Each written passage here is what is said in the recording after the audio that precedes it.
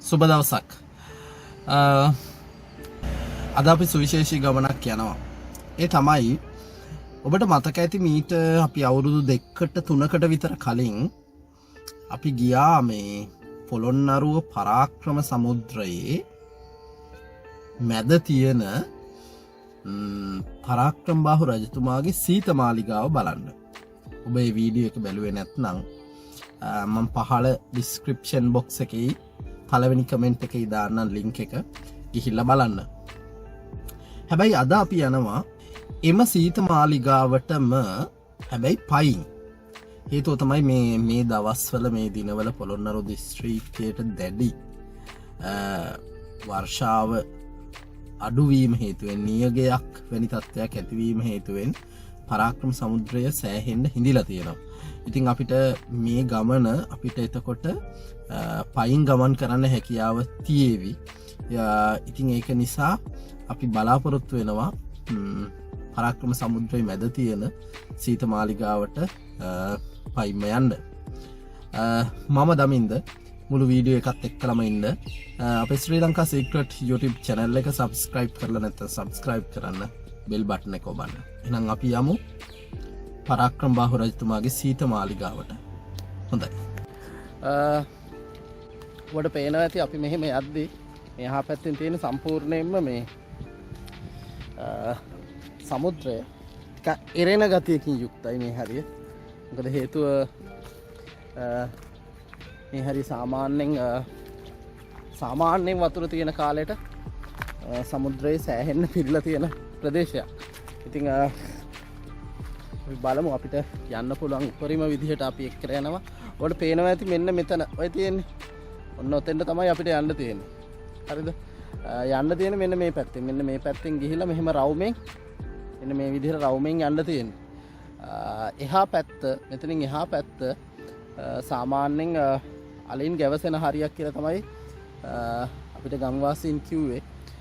බලමු අපිට හැකි වේවි මේ ගමන යන්න. මේක ඉස්සරහට යද්දී ඉතින් හරි විශේෂ දේවල් ගොඩක් තියෙනවා. ඔබට පේනවා ඇති හරිම ලස්සන දර්ශනයක් මේ. අපේ ලංකාව කොච්චර ලස්සනද කියලා ඔයාලට පැහැදිලි වෙනවා ඇති.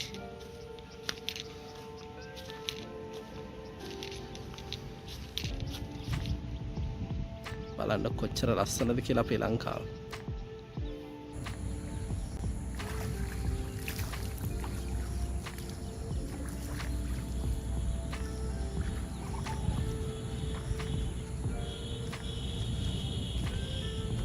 මතක ඇතිනේ පරාක්‍රම බාහු රජුරෝ කිව්වා මුහුදෙන්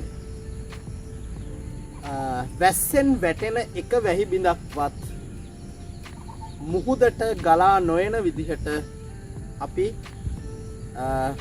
අපේ වැව් හදන්න ඕනි කියලා. එහෙම නැත්නම් වැස්සෙන් වැටෙන එක වැහි බිඳක්වත් ප්‍රයෝජනයකින් තොරව මුහුදට ගලා නොයන්න ඕනි කියලා තමයි පරාක්‍රම බාහු රජුරෝ කිව්වේ. ඒ පරාක්‍රම බාහු රජුරෝ හදපු වැව තමයි මෙන්න මේ සාගරයක් වගේ සමුද්‍රයක් වගේ තියෙන පරාක්‍රම සමුද්‍රය. අපි දැන් ගමනෙන්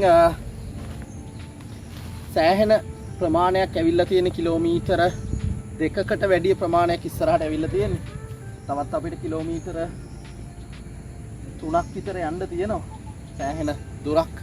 විශේෂයෙන් මේ අවට ප්‍රදේශයේ වල්ලලි ඉන්න පුළුවන්. මොකද හේතුව වැව පිරලා නැති නිසා අර එහා පැත්තේ ඉඳලා يعني එහා යූරේ ඉඳලා මේ පැත්තට වල්ලලි එන්න පුළුවන්. ඒ කියන්නේ සීත මාලිගාව තියෙන පැත්තේ ඉඳලා මේ පැත්තට වල්ලලි එන්න පුළුවන්.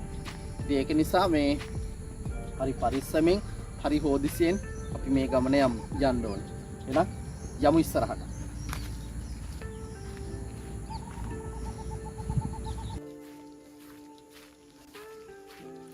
අපි මේ යද්දී පරාක්‍රම බාහු රජුරුවන්ගේ වාරි කර්මාන්තයේ තිබුණු විශිෂ්ටතම නිර්මාණයක් අපිට හම්බුණා. මේක හම්බ වෙන්නේ විශේෂයෙන්ම මේ වතුර නැති කාලෙදි විතරයි. වතුර තියෙන කාලෙදි අපිට මේක දක්නට ලැබෙන්නේ නැහැ. හරිද? මෙන්න බලන්න පැරණි සොරව්ව එහෙම නැත්නම් පරාක්‍රම සමුද්‍රයේ පැරණි සොරව්ව තමයි මේ තියෙන්නේ. මෙන්න බලන්නකෝ. සොරව්වේ තියෙන විශිෂ්ටත්වය. මෙන්න බලන්න සම්පූර්ණයෙන්ම කළු ගල් වලින් නිර්මාණය කරලා තියෙනවා. මේ පේනවද ඔබට? මේවා හරියට නිකන් පිරමීඩවල තියෙන ගල් වගේ මේ. ඔබට පැහැදිලි ඇති මේ විශිෂ්ටතම නිර්මාණයක්. පිරමීඩවල තියෙන ගල් වගේ. ඒ තරමටම සුවිශිෂ්ටයි. ඉතින් මේ වගේ ගල් නිර්මාණ මේ ගල් සොරව් නිර්මාණය කරන්න ඒ කාලේ අපේ මුතුන් මිත්ත කොච්චර දක්ෂ වෙන්න ඇද්ද? හරිද? මේ පූර්ණිම මේ විදිහට ඔබට පේනවා ඇති මේ විදිහට කපලා ගල් මේ එකක් අස්සට එකක් ඔබලා තියෙන මේ ඔබට පේනවා ඇති එකක් අස්සට එකක් ඔබලා. ඒ කියන්නේ මෙන්න මේ විදිහට මේ තියෙන්නේ ගල් ලොකු ගල කපලා ඒක අස්සට මේ පැත්තෙන් මේ ගල ඔබලා තියෙන මේ ලොකු ගල මේ විශාල ලොකු ගල. එතකොට මේ ගලට එන පීඩනය මේ ගල මගින් හරියට නිකන් අර ලී කපලා වගේ ලී කපලා මූට්ටු කරලා වගේ තරමට ඉතා විශිෂ්ට නිර්මාණයක්. තරම මේ අපි ශ්‍රී ලාංකිකයෝ විදියට මාර විදියට ආඩම්බර වෙන්න ඕනේ මේ වගේ නිර්මාණ. ඊට අවුරුදු 1000කට ආසන්න ප්‍රමාණය කියන්නේ 500ක් 1000ක් අතර කාල සීමාවක සිදු කිරීම සම්බන්ධයෙන්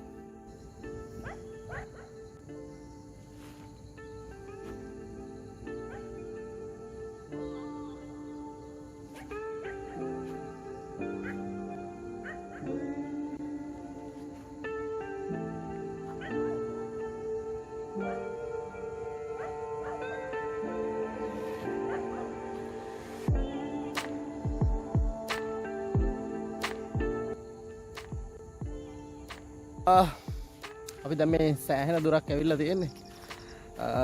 විශේෂත්වයක් කියන්න ඕනේ එකක් එරෙන නිසා ඔබගේ වීඩියෝ එක හෙට මෙහෙට හෙල්ලෙන්න පුළුවන්. මේ හරිය චුට්ටක් වැලි අඩුයි මඩ වගේ තියෙන්නේ. ඒ නිසා එරෙන්න පුළුවන්.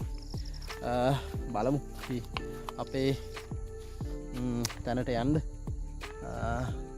ඔබට පේනවා ඇති මෙන්න මෙතෙන්ට යන්න ඕනේ. එතකොට මෙන්න මේ පැත්තෙන් මෙන්න මෙහෙම වටෙන් ඔන්න ඔය වටෙන් ගිහිල්ලා තමයි යන්න තියෙන්නේ. හරි අපි බලමු ඉස්සරහට යන්න.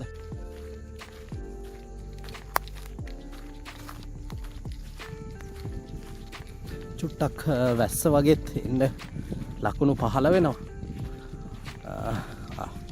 කළු කරලානේ තියෙන්නේ හස. මාත් එක්කලා මේ ගමනට මේ අවට හිටපු බව්වෙක් එකතු වුණා. මේ බව්වා ඉන්නේ මෙන්න මෙයා. මේ තියෙන්නේ අපිට පේනවා ඇති.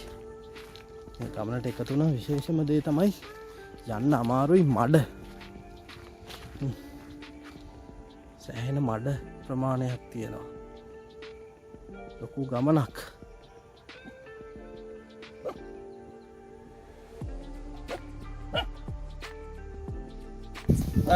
අවසානයේ අපි ආවා අපේ ඉලක්කය කරා.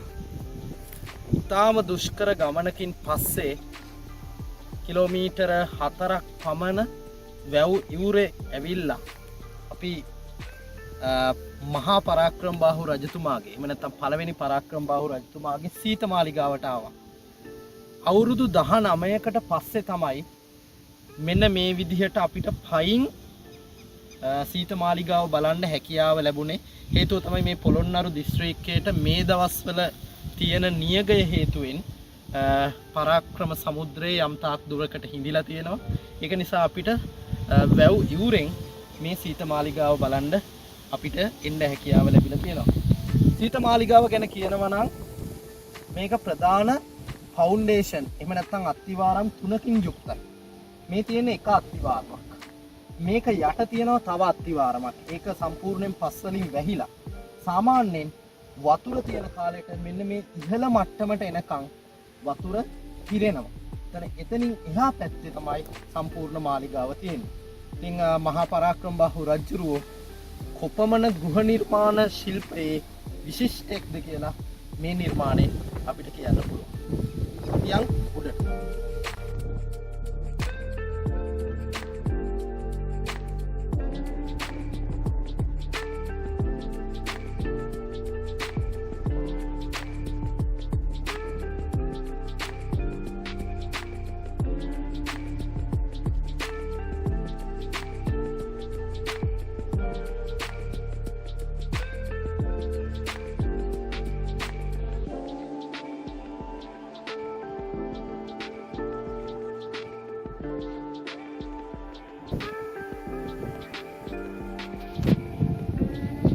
මේ තියෙන සීතමාලිගාවේ උඩට යන්න තියෙන පඩිපේලි. මේ පඩිපේලි මේ තත්වයට තිබ්බට ඔබ විශ්වාස කරන්න මේ පඩිපේලි අවුරුදු 800ක් පරණ පඩිපේලි මේවා. අපි උඩට යමු.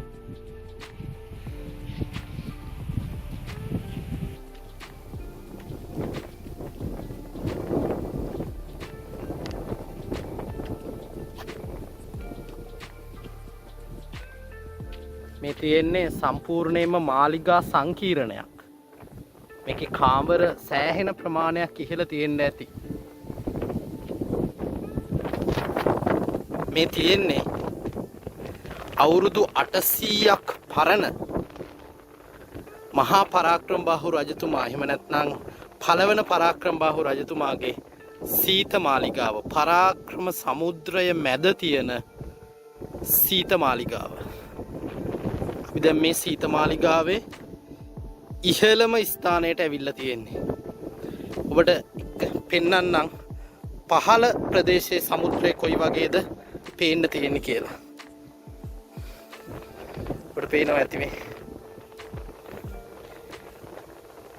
පහළ සමුද්‍රයේ තියෙන විදිය. මේ විශාල හතරැස් ගල් බැම්මක් තියෙනවා ඒ වටේට. ඒ ගල් බැම්මට ඉහළටත් වතුර එනවා. ඔබට පේනවා ඇති මේකේ කොච්චර ලස්සනද, කොච්චර හැඩද කියලා අපේ මුතුන් මිත්තන්ගේ නිර්මාණ.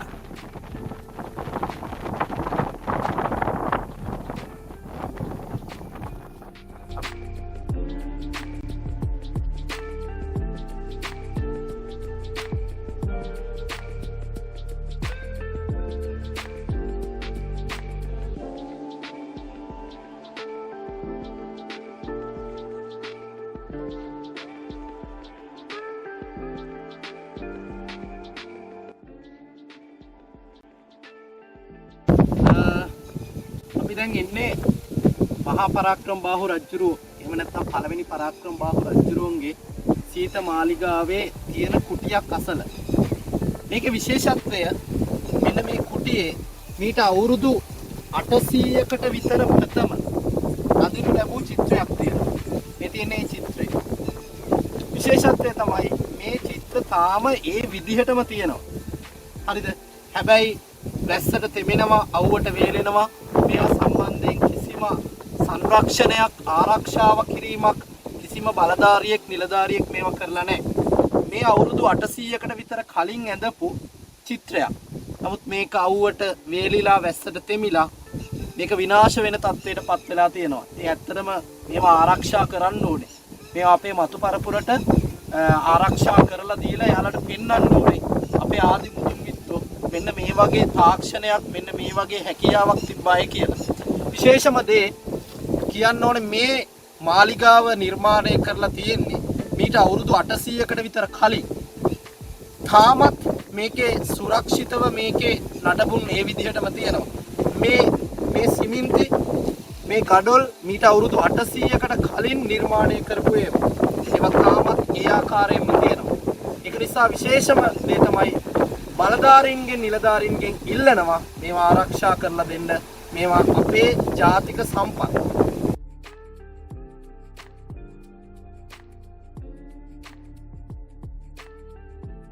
ඔබට මේ පේනවා නේද? මේ පැරණි ගෘහ නිර්මාණ ශිල්පයේ සුවිශිෂ්ට නිර්මාණයක්. බලන්නකො මේ මෝල්ඩින් එක ලස්සනට නිර්මාණය කරලා තියෙන විදිහ. මේ සාමාන්‍යයෙන් දැන් මේ වගේ එකක් දැන් කාලේ නිර්මාණය කරද්දී සෑහෙන තාක්ෂණයක් යොදාගෙන තමයි මේවා නිර්මාණය කරන්නේ. නමුත් මීට අවුරුදු 800කට කලින් මේවා නිර්මාණය කරන්න කොපමණ හැකියාවක් තියෙන්න ඇද්ද?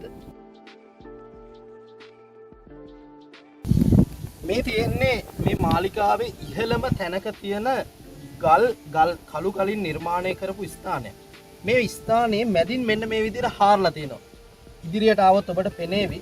මෙන්න මේ විදිහට හාරලා තියෙනවා මෙන්න මේ විදිහට. ඒකට හේතුව තමයි මේකේ ඉහළින් ගල් කණු හිටවලා තියෙන්නේ නැති. මෙන්න මෙතනක් තියෙනවා.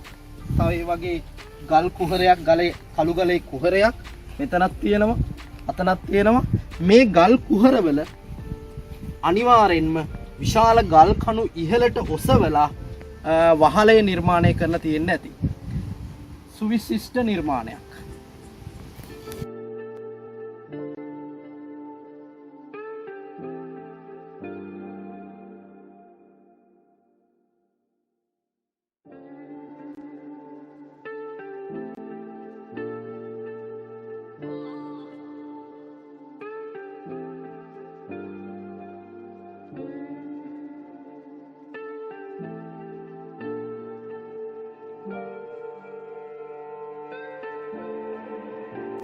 මේ තියෙන්නේ අපි ආපු සීත මාලිගාව.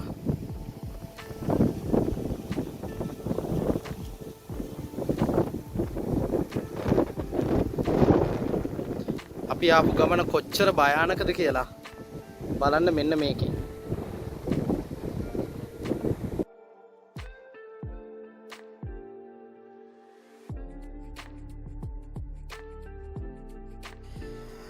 අවසානයේදී අපි ගමන කිසිදු ගැටලුවකින් තොරව කිසිදු උපද්‍රවයකින් තොරව අවසන් කරා.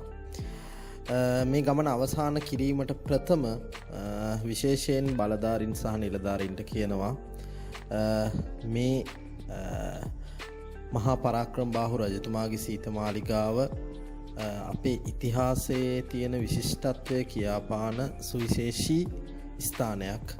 ඒ ස්ථානය අනිවාර්යෙන් සංරක්ෂණය කරලා අපේ මතු පරම්පරාවට ඒ නැරඹීමට හැකියාව ලැබෙනසේ සකස් කරන්න කියලා බලධාරීන්ගෙන් සහ නිලධාරීන්ගෙන් ඉල්ලා සිටිනවා.